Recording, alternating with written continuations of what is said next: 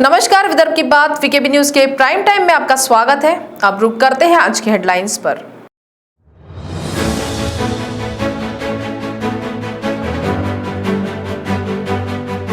बाल मृत्यु रोकने के लिए नागपुर महानगर पालिका द्वारा न्यूमोकॉकल टीकाकरण अभियान की शुरुआत। महापौर दयाशंकर तिवारी द्वारा हुआ अभियान का शुभारंभ।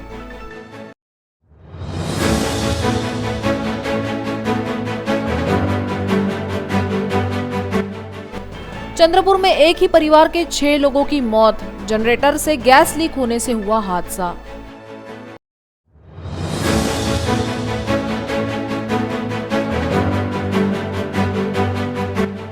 और महाविकास आघाड़ी में फूट डालने का भाजपा पर लगाया नाना पटोले ने आरोप।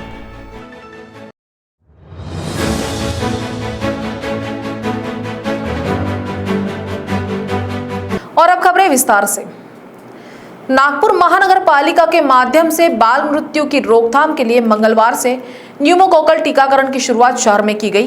टीकाकरण अभियान का शुभारंभ शहर के फुटाला नागरी प्राथमिक स्वास्थ्य केंद्र में महापौर दयाशंकर तिवारी द्वारा किया गया।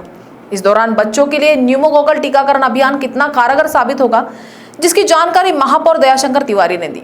नागपूर महानगरपालिकेच्या माध्यमातून आज न्यूमोकॉकल कॉन्जुगेट वॅक्सिन याला PCV म्हणतात, याच्या वॅक्सिनेशनचा प्रोग्राम आजपासून नागपूर महानगरपालिकेचा प्रत्येक UPSC मध्ये सुरू झालेला आहे। नागपूर महानगरपालिकेच्या माध्यमातून आज 3 लसी देण्यात येत आहे। एक ओरल पोलिओची लस देण्यात येत आहे, त्याच्यासोबत नोटा, पेटा आणि हा PCC असे 3 वॅक्सिन देण्याचे ठरवलेले आहे। ही जे वॅक्सिन आहे याच्यामुळे मेनिंजायटिस, त्याला मेंदूचा ज्वर आपण म्हणू शकतो, सोबतच हे निमोनियासाठी जास्त फायदेशीर आहे। 1.5 महिन्याच्या वयात पहिली देत आहे, 3.5 महिन्यात दुसरी आणि 9 महिन्याच्या वयात तिसरी लस देत आहे। प्रायव्हेटमध्ये या लसीकरणची किंमत एक लसीकरण 4,000 रुपयामध्ये भेटते, अर्थातच याला 12,000 रुपये लागतात। केंद्र शासनाच्या योजनेच्या माध्यमातून ही लसीकरण संपूर्ण देशात महानगरपालिका किंवा नगरपालिकाच्या माध्यमातून लहान मुलांना पुरवण्याची व्यवस्था करण्यात आलेली आहे। संपूर्ण देशात जे बालमृत्यू दर आहे त्याच्यातली 16% बालमृत्यू ही निमोनिया ही आजारामुळे होते। ही वॅक्सिन घेतल्यानंतर ती जे मृत्यू दर आहे ते संपुष्टात आणण्यात संपूर्ण देशाला यश मिळेल अशी याच्या मागची कल्पना आहे। आणि लहान मुलांना हा निमोनियाची डोस दिल्यानंतर सध्याची जी स्थिती आहे की आपण मुंबई उत्तर विभाग साइबर सेल ने एक नामी गिरामी कॉलेज में पर्सनालिटी डेवलपमेंट व करियर गाइड्स की ट्रेनिंग देने वाले टीचर को गिरफ्तार किया है, जो मैनेजमेंट क्लासेस में एडमिशन दिलाने के नाम पर कई विद्यार्थियों से ठगी करता था। इसने न सिर्फ फर्जी मेल आईडी बनाकर एडमिशन होने की जानकारी दी, बल्कि फर्जी जूम आईडी बनाकर ऑनलाइन क्लासेस भी दिलवाए। साइबर सेल ने इस आरोपी को जोगेश्वरी से गिरफ्तार किया है। मुंबई के जोगेश्वरी से ठगबाजी की ये घटना तब सामने आई जब बोरीवली के रहने वाले एक सीनियर सिटीजन ने अपनी बच्ची के मास्टर ऑफ मैनेजमेंट स्टडी के एडमिशन के लिए जोगेश्वरी के रहने वाले सुशील पारसनाथ मिश्रा को 9 लाख रुपए दिए थे।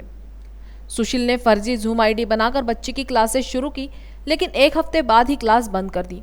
उसके परिवार वालों ने जब सुशील से संपर्क किया तो सुशील ने कोई ना कोई जवाब दिया और एडमिशन के लिए दिए हुए 9 लाख रुपए नहीं लौटाए। हमारे पास एक कंप्लेंट आई थी।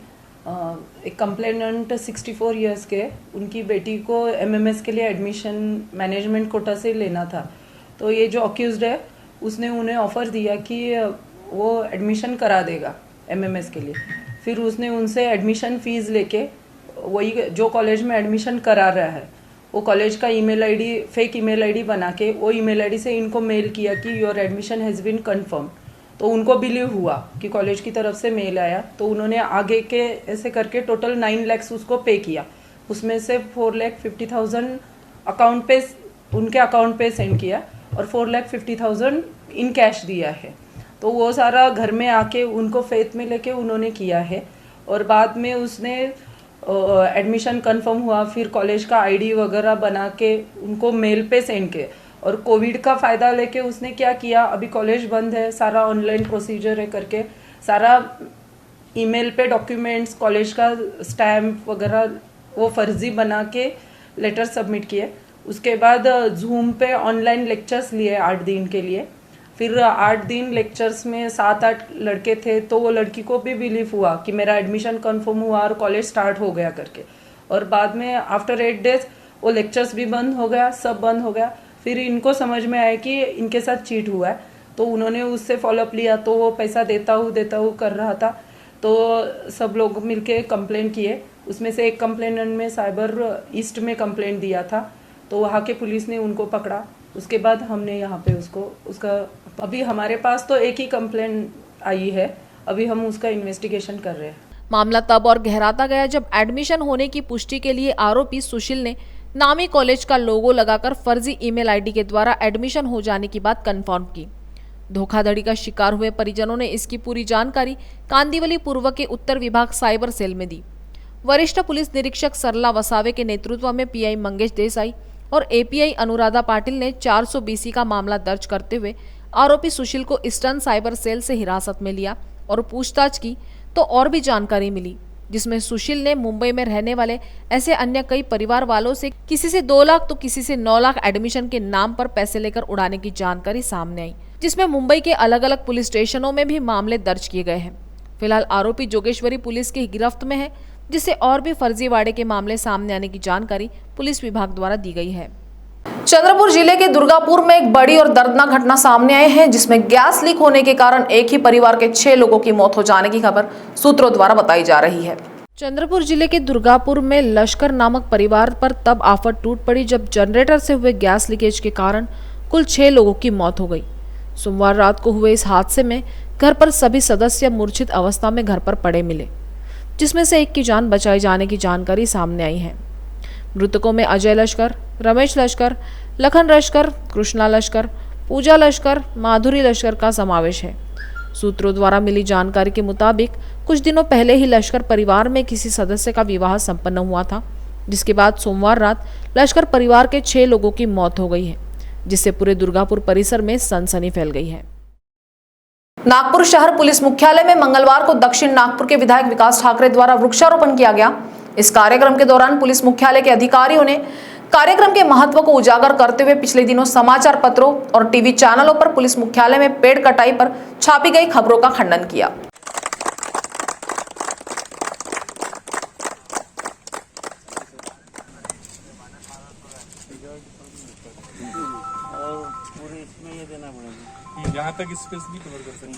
मीडिया में एक मुद्दा बहुत उछाला जा रहा है, जहां काम से कुछ लोग प्रसन्न रहते हैं तो वहां दुखी रहने वाले, नाराज रहने वाले लोगों की भी कमी नहीं होती। मीडिया में एक बहुत चर्चा में एक मुद्दा चल रहा है कि हेडक्वार्टर में सागवान की कटाई हो रही। एक बेबुनियाद खबर फैला दी गई कुछ नाराज लोगों के तरफ से, जिसको कोई बुनियाद ही नहीं थी। कहीं पूरे हेडक्वार्टर में आकर और हमारे कारपोरेशन के लोग घूम के गए, कहीं कोई कटाई नहीं, कुछ नहीं। हाँ, हर साल कुछ झाड़ बारिश के कारण, आंधी के कारण गिर जाया करते हैं। अब उन झाड़ों को हटाना हमारी मजबूरी है, इसको टुकड़े करके हम रख दिया करते हैं। ऐसा डंप करके पड़ा हुआ, सड़ा हुआ लकड़ा पड़ा है, जो किसी वजह से ऑक्शन नहीं हो पाया। पीछे ऑक्शन करने के लिए कार्रवाई भी पूरी हो गई थी, लेकिन जो ऑक्शन में खरीद रहा था, उसको ले रहा था, वो कुछ 25,000 रुपये, बहुत कम पैसे दे रहा था। इतने कम पैसे में इतनी सारी लकड़ी हम नहीं दे सकते थे, तो वैसे ही पेंडिंग रहा वो मामला। उस समय मैं नहीं था यहाँ। मैं ये भी एक क्लियर कर देना चाहता हूँ, ये बात को, इसका खंडन करना बहुत ज़रूरी है कि एक निराधार खबर थी जिसको कोई आधार नहीं था। जो आदमी वृक्ष लगाना चाहता है, वृक्ष काटेगा कैसा? सैकड़ों प्रकार, सैकड़ों झाड़ हमने यहाँ लगाए हैं। अभी जब से बारिश चालू हुई है, जगह ढूंढ ढूंढ के कि कितने दूरी पे लगाना चाहिए, वो झाड़ कैसे बचेगा। इसके लिए हमने क्या किया कि हमारे पास में जितना स्क्रैप पड़ा हुआ था, हमारे पास कुछ शील्ड हैं जो मॉब कंट्रोल के समय यूज़ करते हैं, ढाले हम लोग पथराव से बचने के लिए, लोहे की ढाले हुआ करती थी।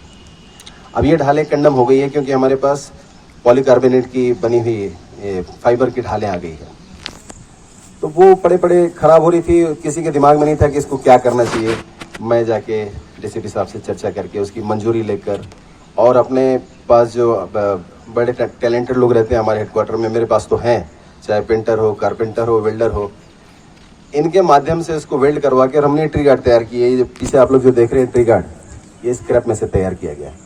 युवक कांग्रेस द्वारा मंगलवार से गैस सिलेंडर के बढ़ते दामों के विरोध में राज्यव्यापी हस्ताक्षर अभियान चलाया जा रहा है।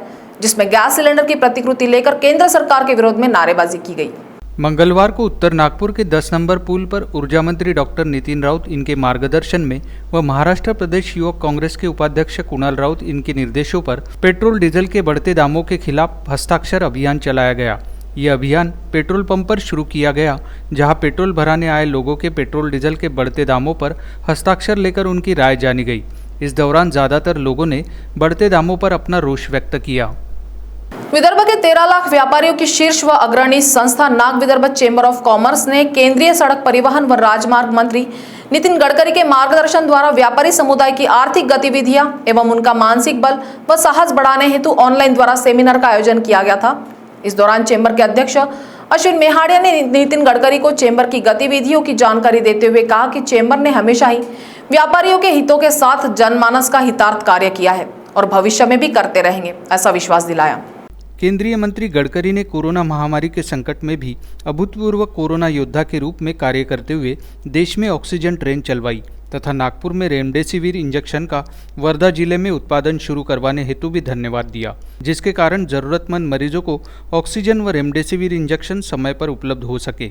गडकरी जी ने व्यापारी समुदाय का मार्गदर्शन करते हुए कहा कि उनका सपना नागपुर को स्वच्छ, सुंदर व आर्थिक दृष्टि से सुदृढ़ बनाने का है, जिसके तहत नागपुर में 160 खेल के मैदान एवं 250 गार्डन बनाने की योजना है तथा नागपुर का एक बड़ा मल्टी ट्रेड लॉजिस्टिक हब बनाने की राह पर है। उन्होंने बताया कि विदर्भ में जल्द ही नागपुर से ब्रॉडगेज मेट्रो शुरू करने की योजना का भी कार्य किया जा रहा है।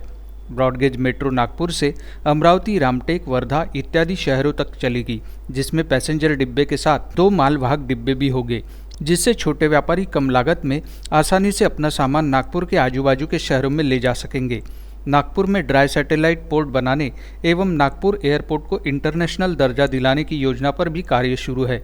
नागपुर में अधिकांश सड़कों पर चौड़ाईकरण का कार्य शुरू है। उन्होंने अध्यक्ष श्री अश्विन मेहाड़िया को सुझाव दिया कि चेंबर के नेतृत्व में नागपुर खुदरा एवं होलसेल बाजारों के इंफ्रास्ट्रक्चर में भी सुधार किया जाना चाहिए तथा नागपुर के चारों दिशाओं के रिंग रोड के आसपास इस तरह के बाजारों को विकसित किया जाना चाहिए तथा साथ ही ट्रांसपोर्ट सुविधाओं का स्थानांतरण भी वही करना चाहिए, जिससे व्यापारियों को व्यापार करने के लिए अधिक जगह के साथ साथ ट्रांसपोर्ट सुविधा भी एक ही जगह आसानी से उपलब्ध हो जाएगी। उन्होंने व्यापारियों से अनुरोध किया कि ज़्यादा से ज़्यादा डिजिटल माध्यमों का उपयोग कर नागपुर के व्यापार व उद्योग का विकास करे तथा चेंबर के नेतृत्व में सभी व्यापार संगठनों ने आगे आकर शहर के बाहर सभी रिटेल व होलसेल बाजारों के लिए लॉजिस्टिक हब, होलसेल बाजारों के स्थानांतरण एवं ट्रांसपोर्ट प्लाजा बनाने के लिए जगह का चयन करे। वक्त हो चला एक ब्रेक का, मिलते एक छोटे से ब्रेक के बाद। बाय। सब जानना चाहते हैं मेरा फेवरेट कलर, मेरा फेवरेट डेस्टिनेशन, मेरी फेवरेट डिश, पर कोई ये नहीं पूछता कि फेवरेट डिश मैं बनाती कैसे हूँ। अरे यार, जिसे टेस्टी खाना पसंद है वो अच्छे टेस्ट तक पहुँच ही जाता है। सुरुचि मसाले, खाने में हो रुचि तो घर लाइए सुरुचि। अपने सपनों की उड़ान भरने की इच्छा तो हर किसी की होती है, पर पंख भी तो मजबूत होने चाहिए जो देता है flywheel aviation academy. Flywheel aviation academy एक ऐसा इंस्टीट्यूट है जहां पर एयरलाइंस एंड एयरपोर्ट हॉस्पिटैलिटी और टूरिज्म मैनेजमेंट, साथ ही यहां campus interview, guidance by industry expert, practical training at airport, expert faculty, personal grooming जैसे कई सारे बेनिफिट्स आप पा सकते हैं। Flywheel aviation academy, 1 degree, 3 job opportunities. Flywheel Aviation Academy gives you a degree or diploma with a job. Flywheel Aviation Academy, 365 Gandhinagar, LAD College Square, beside Karnataka Bank, Nagpur.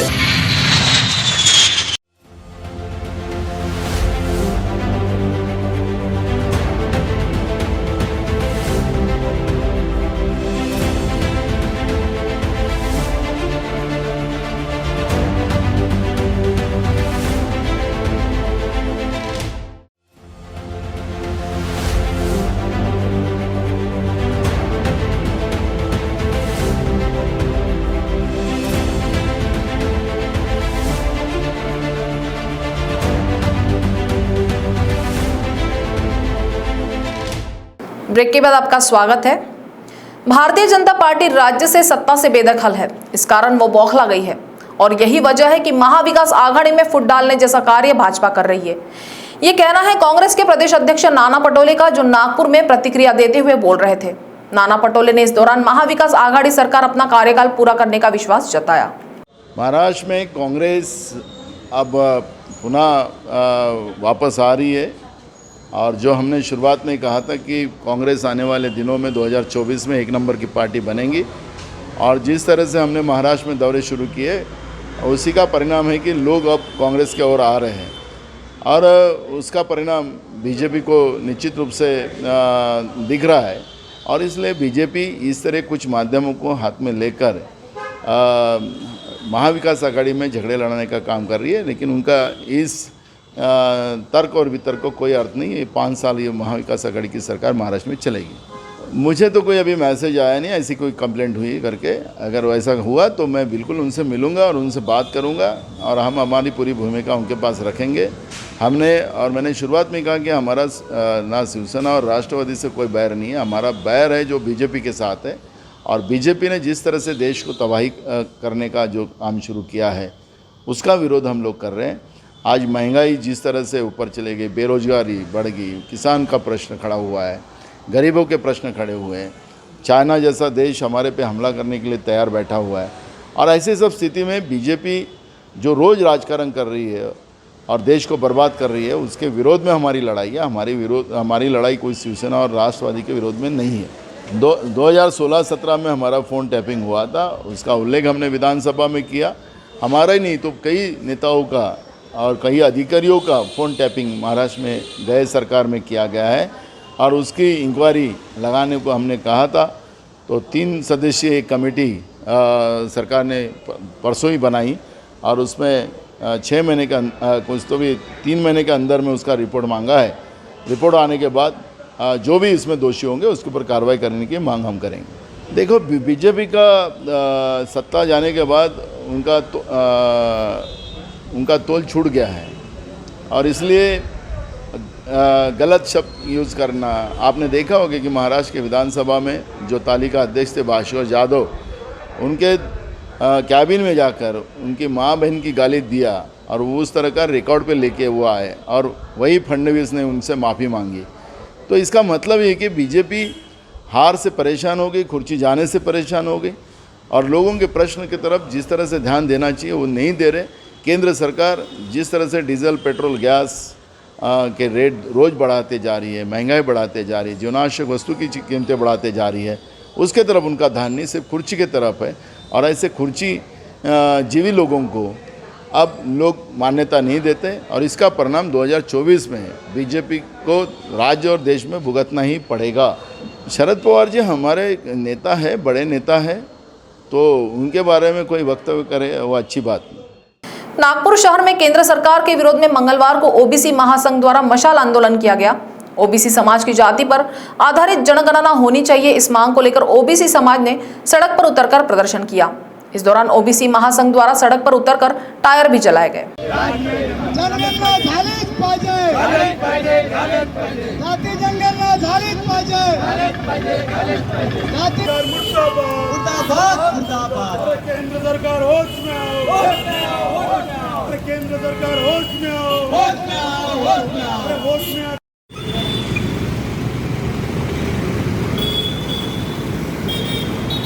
सरकारचा राष्ट्रीय OBC महासंघातर्फे निषेध करण्यात येते आणि सरकार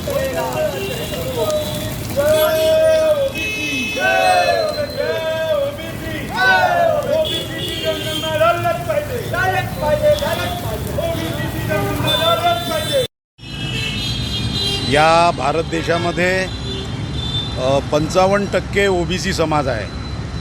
या ओबीसी समाजावर केंद्र सरकार सतत अन्याय करत आहे। ओबीसीची जातीय जनगणना होऊ नाही देत, यासाठी राष्ट्रीय ओबीसी महासंघातर्फे एक मशाल आंदोलनाचं सुरुवात या नागपूरमधनं टेलिफोन एक्सचेंज चौकामधनं सुरुवात केलेलं आहे आणि हे आंदोलन पूर्ण देशात पेटल आणि राष्ट्रीय ओबीसी महासंघाचे सर्व पदाधिकारी, सर्वसामान्य कार्यकर्ते ओबीसीची जनगणना झालेच पाहिजे या मागणीकरिता आता रस्त्यावर उतरण्याची वेळ आलेली आहे।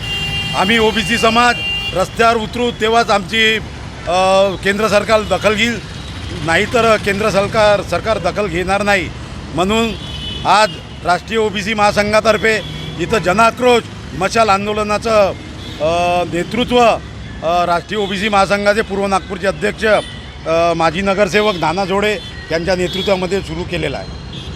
ओबीसी एकता जिंदाबाद। मध्य रेल नागपुर मंडल के मंडल रेल प्रबंधक कार्यालय में सोमवार दोपहर हड़कंप मच गया जब सीबीआई की टीम ने क्लास 1 अधिकारी को 10,000 रुपए की रिश्वत लेते रंगे हाथ धर दबोचा। गिरफ्तार अधिकारी वरिष्ठ मंडल यांत्रिकी अभियंता सीनियर डीएमई अखिलेश चौबे बताए गए हैं। किराए से वाहन देने वाले एक ठेकेदार की शिकायत पर सीबीआई द्वारा ये छापेमारी की गई। बताया जा रहा है कि senior DME Choubey bill pass करने में आनाकानी कर रहे थे। बाद में उन्होंने बिल पास करने के लिए ठेकेदार से 10,000 रुपए की रिश्वत मांगी। ठेकेदार रिश्वत देने की तैयारी में नहीं था, इसलिए सीधे उसने सीबीआई में शिकायत कर दी। सीबीआई ने पूरी तैयारी के बाद सोमवार को जाल बिछाया। इस बात से अनजान सीनियर डीएमई चौबे ने ठेकेदार को सोमवार दोपहर 10,000 रुपए लेकर अपने ऑफिस बुलाया। उन्होंने जैसे ही ठेकेदार के हाथों रकम ली, सीबीआई की टीम ने उन्हें रंगे हाथों गिरफ्तार कर लिया। हालांकि छापेमारी 3 बजे तक हो चुकी थी, लेकिन क्लास 1 अधिकारी होने से मामला हाई प्रोफाइल हो गया था।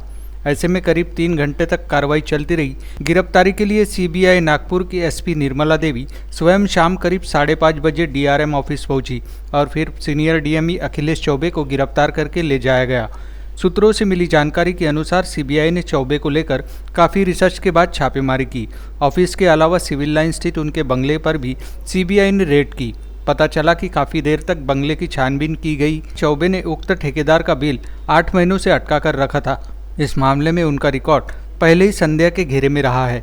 चर्चा है कि उन्होंने प्रॉपर्टी के बाजार में भी काफ़ी निवेश कर रखा है। कुछ दुकानों के अलावा खेत में उन्होंने निवेश कर रखा है। हालांकि इस बारे में कोई भी आधिकारिक तौर पर जानकारी नहीं दे रहा है। सीबीआई जांच जारी है। मनपा स्कूलों पर प्रशासन का ध्यान नहीं होने के कारण विगत 10 से 15 वर्षों के बीच मराठी और हिंदी माध्यम के कुल 100 स्कूल बंद हो गए। मराठी और हिंदी में फेल होने के बाद अब अंग्रेजी माध्यम में किस्मत आजमाने का प्रयास किया जा रहा है। यही कारण है कि इस वर्ष के कार्यकाल से KG1 से लेकर पहली कक्षा तक प्रत्येक विधानसभा क्षेत्र में एक स्कूल शुरू करने की जानकारी महापौर दयाशंकर तिवारी ने दी है। नागपुर महानगर पालिका में आयोजित पत्र परिषद में महापौर दयाशंकर तिवारी ने कहा कि अंग्रेजी स्कूलों का संचालन मुंबई, पुणे, पिंपरी चिंचवड़ में मनपा स्कूलों में सेवाएं दे रही आकांक्षा नामक संस्था के माध्यम से किया जाना है। संस्था को 20 वर्ष के लिए जिम्मेदारी सौंपी जा रही है। चरणबद्ध तरीके से इन स्कूलों में मिलने वाली प्रतिशत के बाद अगली कक्षाएं भी अंग्रेजी माध्यम की पढ़ाई जाएगी। इस दौरान शिक्षा सभापति दिवे ने कहा कि मनपा की ओर से मूलभूत सुविधाएं, वेतन का कुछ हिस्सा, किताबें, गणवेश, पोषण आहार, परिवहन अवस्था, खेल व्यवस्था, डिजिटल क्लासरूम, फर्नीचर आदि मिलाकर कुल 266.5 लाख रुपए का खर्च किया जाएगा। इन स्कूलों में पढ़ाने वाले शिक्षकों को 6वें वेतन आयोग के आधार पर भुगतान किया जाएगा। संस्था और मनपा के बीच इसे लेकर एग्रीमेंट किया गया है, जिसमें यदि संस्था का काम संतोषजनक नहीं हुआ तो उसे टर्मिनेट करने का भी प्रावधान रखा गया है। कामकाज का लेखा जोखा लेने के लिए समिति तैयार की जाएगी। इसके माध्यम से समय समय पर काम का जायजा लिया जाएगा। वर्तमान में संचालित हो रहे स्कूलों के अलावा 35 स्कूलों की इमारतें खाली पड़ी है। नागपुर शहर के विस्तार के साथ ही वाहनों की संख्या बढ़ रही है। पार्किंग की अस्त व्यस्त व्यवस्था को लेकर हाईकोर्ट की ओर से कई बार आदेश जारी किए गए। हाईकोर्ट के आदेशों के बाद भले ही लंबा समय बीत गया हो, लेकिन अब मनपा हरकत में आ गई है, जिससे शहर के लिए पार्किंग पॉलिसी तैयार की गई है। नागपुर शहर की मुख्य सड़कों पर पार्किंग का व्यवस्थापन करने के उद्देश्य से अर्बन मास ट्रांजिट सिस्टम UMTC की सलाहकार के रूप में नियुक्ति की गई। कंपनी की ओर से शहर की मुख्य सड़कों का सर्वेक्षण किया गया, जिसमें 56 मार्गों पर पे एंड पार्क की योजना तैयार की गई है। इनमें से 2874 जगहों पर 4 पहिया वाहनों की पार्किंग तथा 13,610 जगहों पर 2 पहिया वाहनों की पार्किंग की व्यवस्था होगी। बताया जाता है कि पार्किंग के संदर्भ में किए गए सर्वे और चिन्हांकित जगह के साथ संबंधित क्षेत्र के पार्षदों को पर्याप्त जानकारी देने हर जोन में प्रस्तुतिकरण के निर्देश दिए गए थे, जिसके अनुसार कंपनी की ओर से लक्ष्मीनगर और धर्मपेट जोन में पावर पॉइंट प्रेजेंटेशन दिया गया। कंपनी का मानना था कि हाईकोर्ट की ओर से शहर में हो रहे ट्रैफिक जाम से निपटने और अल्पकालीन और दीर्घकालीन उपाय करने के निर्देश मनपा प्रशासन को दिए थे, जिसके अनुसार पार्किंग पॉलिसी तैयार की गई है। मनपा की सभा में प्रस्ताव पर चर्चा के दौरान दिए गए निर्देशों का पालन किया जा रहा है। UMTC कंपनी की ओर से सहायक व्यवस्थापक अमित भंडारी और वरिष्ठ अभियंता उदय जायसवाल ने पावर पॉइंट प्रेजेंटेशन दिया। सलाहकार रामकृष्ण ने भी ऑनलाइन उपस्थिति दर्ज की। नागपुर में मंगलवार 13 जुलाई को 32 मरीज कोरोना मुक्त हुए हैं। वहीं आज मौत का आंकड़ा 2 पर रहा, जो नागपुर वासियों के लिए राहत की बात है। वहीं आज 6,738 लोगों की कोरोना जांच की गई है, जहां 22 लोग पॉजिटिव पाए गए हैं। तो प्राइम टाइम न्यूज में आज इतना ही। आपसे कल फिर मुलाकात होगी, तब तक बने रहिए वीकेबी न्यूज के साथ। नमस्कार।